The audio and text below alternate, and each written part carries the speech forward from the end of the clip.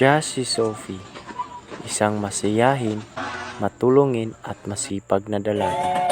Hindi lamang sa gawaing bahay, kundi sa kanyang pag-aaral. Tay! Ito po, para sa iyo po itong karangalan ko. Wow!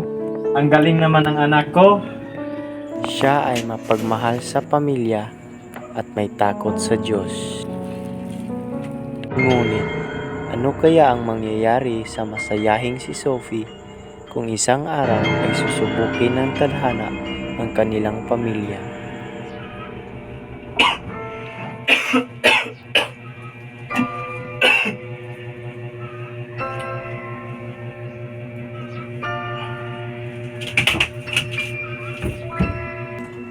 Tay?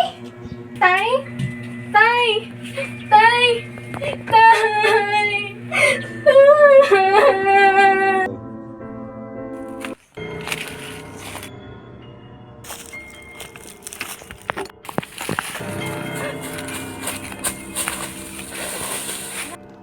Wag! Malalampasan kaya ni Sophie ang pagsubok na ito?